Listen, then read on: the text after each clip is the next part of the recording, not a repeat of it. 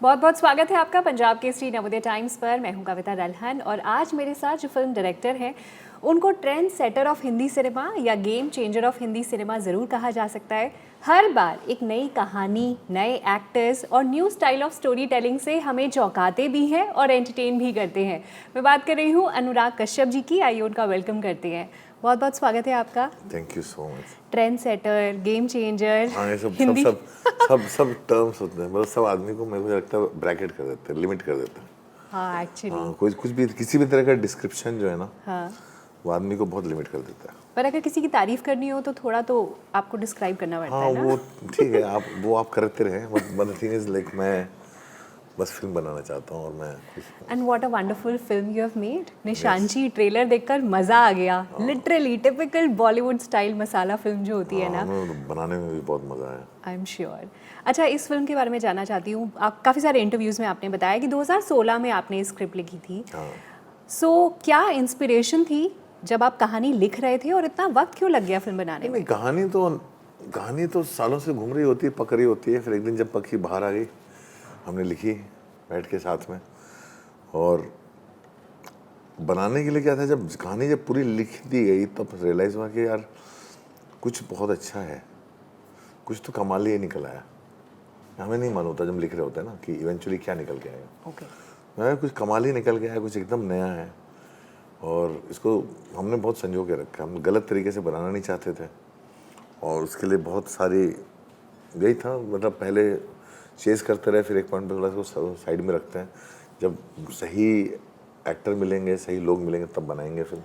कहानी लिखते वक्त किसी घटना से या किसी कहानी से, किसी बुक से इंस्पिरेशन, नहीं, कोई इंस्पिरेशन जो आइडिया है, कहाँ से आता है पहला? इंस्पिरेशन तो वहीं से आता था। मतलब हमारे जो हिंदी सिनेमा में फेवरेट मदर्स रही, निरूपा रॉय, दुर्गा कोटे, इस तरह की, मतलब जो ना वो पुरानी जो कहानियाँ होती हैं, दीवार में माँ है, उसके दो बच्चे हैं, एक जो है कानून के उस पार है, कानून के इस पार है। Right. हाँ, इंस्पिरेशन तो वहीं तो सब वहीं होते हैं से ना, है, वही सब okay. इंस्पिरेशंस होते हैं। और फिर उसके बाद कहानी में क्या क्या होता है, फिर उसमें पता नहीं आपको क्या चीज़ सबकॉन्शियसली कहाँ से जुड़ जाती है, कैसे आ जाती है। और फिर जब कहानी को माहौल तब मिलता है जब आपको पता चलता है कहानी कहाँ बेस्ड है। तो जैसे ही हमारे जो को राइटर है रंजन चंदेल, वो कानपुर के हैं, प्रसून मिश्रा जो हैं वो जबलपुर भोपाल से हैं, उधर से। तो जब सब लोग, हम 3 लोग बैठे टेबल पे और फिर वो बैठ के जैसे ही सेट हुआ कि हमारी ये कहानी कानपुर बेस्ड है, तो फिर उसके हिसाब से कानपुरिया लहजा, वो कानपुरिया बकैती, वो सब आने लगी। Okay. वो एलिमेंट्स चेंज होने लगे, माहौल मिल गया पिक्चर को। Nice. उस हिसाब से फिल्म का म्यूजिक भी जो है वो ध्रुव गानेकर जो पहला गाना करके लाए डियर कंट्री, तो हमने कहा अरे यार ये तो कमाल ही है, कुछ अलग ही हमें जोन मिल गया। तो चीज़ें धीरे धीरे आती रहती हैं, सही लोग मिलते रहते हैं, जुड़ते रहते हैं, सही एक्टर मिल गए, सही एक्टर मिल गए जो सही, उन्होंने समय देने दिया मुझे। 4 साल 3 साल दिए इन दोनों ने, लड़के लड़की ने। फिर बाद में जीशान और कुमुद मिल गए जो भी थक चुके थे आदर्शवादी रोल करने से। मैंने कहा भाई कुछ और करो यार, हमें टेढ़ा करवाओ। तो दोनों को उल्टा कास्टिंग हुआ, मोनिका मिली। Nice. हमें जो चाहिए थी एक एक्ट्रेस जो 20 से लेकर 50 तक की जर्नी में 3 दशक की कहानी है, ऐसा रोल करना चाहे अंदर से, और बेहतरीन एक्ट्रेस है NHD की। और हमने जमतारा में देखा इनको, खौफ में देखा इनको, Right. इतनी सारी चीज़ों में देखा है। वो कमाल की एक्ट्रेस, जब वो मिली फिर सब चीज़ें अपने आप एक के बाद एक आती गई। अनुराग, जब हिंदी सिनेमा की बात होती है ना, तो आपकी फिल्म एक बहुत बड़ा पार्ट रही है हिंदी सिनेमा को शेप करने में, उसे डिफाइन करने में। और जिस तरह का वर्ल्ड आप दिखाते हो अपनी फिल्मों में, जो बहुत ही रॉ, अनफिल्टर्ड, रियल होता है, बोल्ड भी होता है, तो आपकी जितनी भी फिल्मोग्राफी रही है सब में वो थोड़ा थोड़ा हमें दिखाई देता है। निशांची में ऐसा कौन सा वर्ल्ड है या कौन सा ऐसी चीज़ है जो हमने आज से पहले कभी नहीं देखी, जो न्यू होगा ऑडियंस के लिए? वो तो आप देख के बताएंगे मुझे। मैं ऐसे नहीं कह सकता, मेरे अंदर इतनी ऑब्जेक्टिविटी नहीं है। Okay. जैसे आप जो बात कहते हो जब सब लोग ना कि आप हिंदी सिनेमा को ऐसे शेप करते हो या फोल्ड करते हो, हमें नहीं लगता हम कुछ कर रहे हैं। हम उसमें वही फिल्म बना रहे होते हैं जो हमें बनाना चाहते हैं। लेकिन कभी भी आप फॉर्मूला फॉलो नहीं करते। हाँ, जो चल रहा है। वो नहीं, मैं ट्रेंड फॉलो करना मेरे लिए सबसे बड़ा क्लीशे है।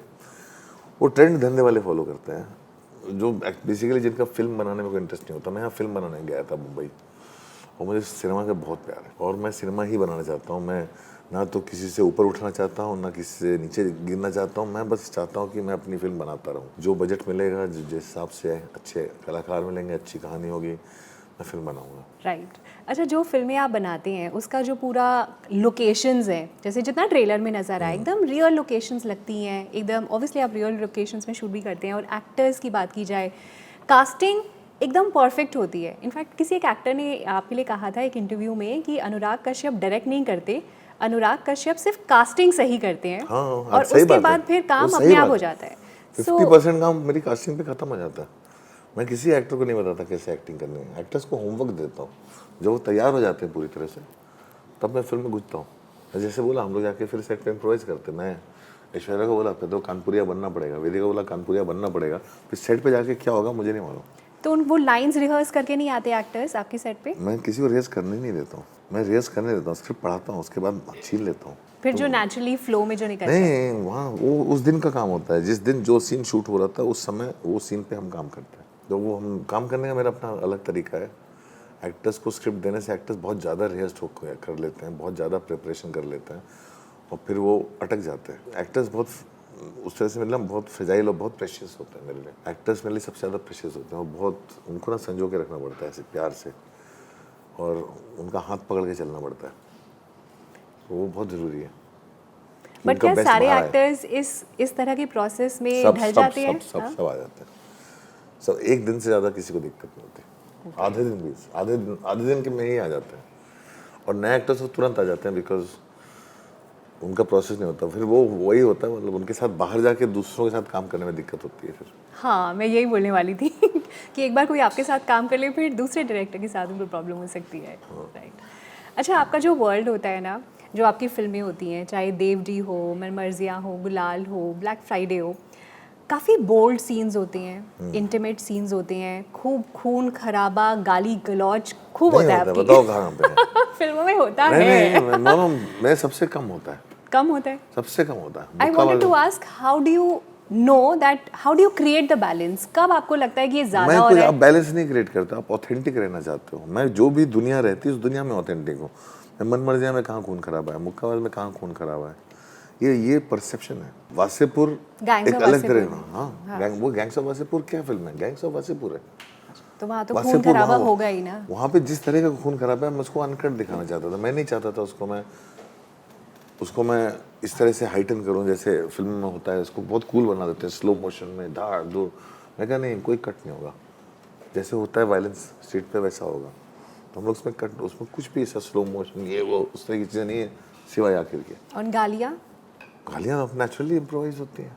वहाँ जहाँ पे जैसी भाषा होगी वहाँ पर, ये US-16 फिल्म है, इसमें आपको गाली नहीं सुनाई देगी।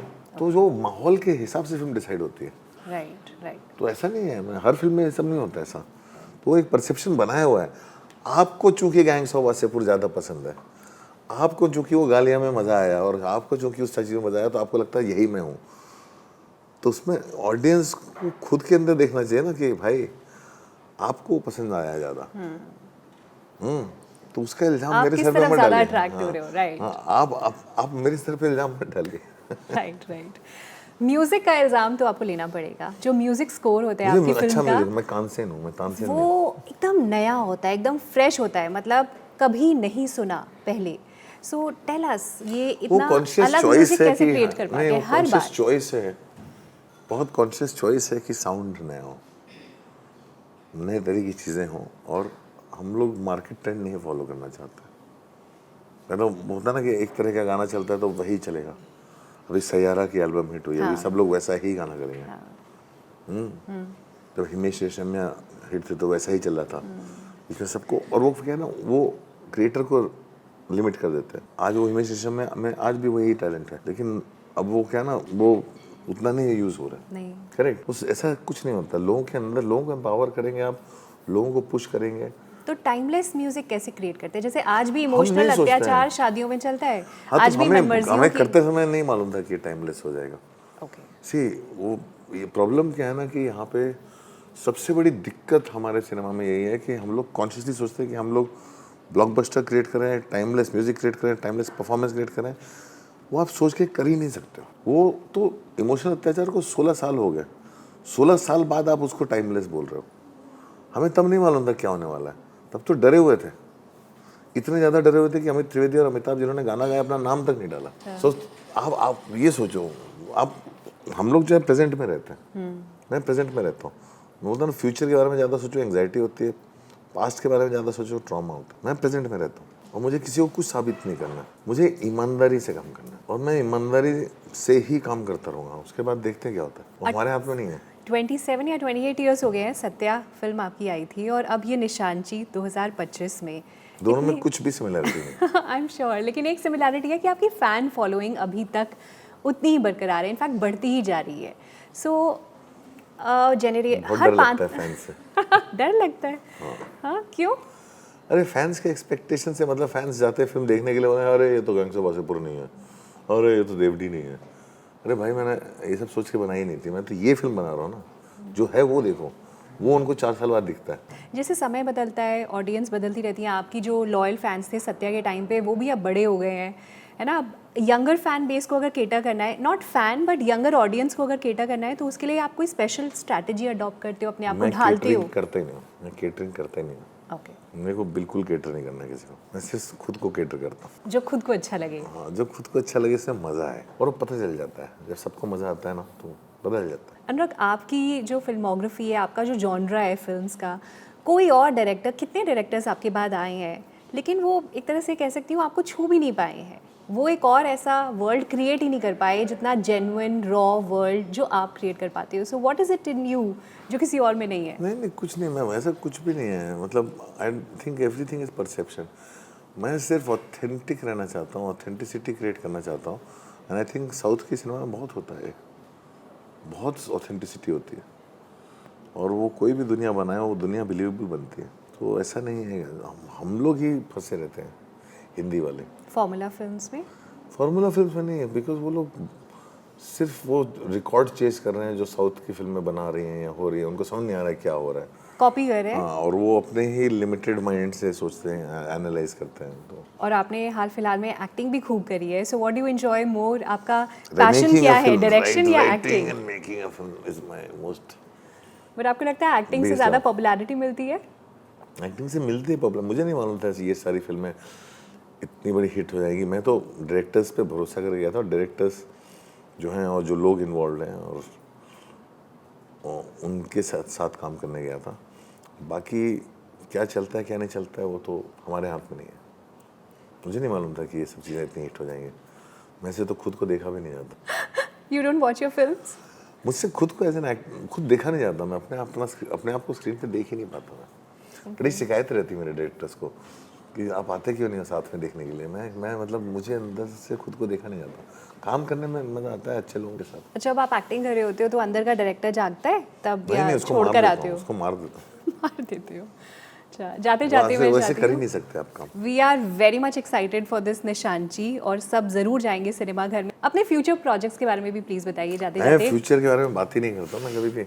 आपने काफी इंटरव्यूज में बोला है। नहीं, मैं निशानची के बारे में आपको पता था, जब तक ट्रेलर नहीं आया किसी को नहीं पता था। पर एक बॉबी देओल के साथ आपकी फिल्म आ रही है। हाँ, तो वो जब फेस्टिवल में अनाउंस हुई तभी लोगों को पता चला। नहीं तो अगर नहीं अनाउंस होती और नहीं सेलेक्ट होती तो नहीं पता चलता आपको। काम अब करता आप इतना सीक्रेटिव रहना चाहते हैं? नहीं, सरप्राइज चला जाता है। मैं ज़्यादा बात नहीं करना चाहता फ्यूचर के बारे में। मैं अभी बस लिटरली है, मैं बोला ना फ्यूचर के बारे में ज़्यादा सोचने से एंग्जाइटी होती है। राइट, चलिए, thank you so much for this wonderful interview. Thank you.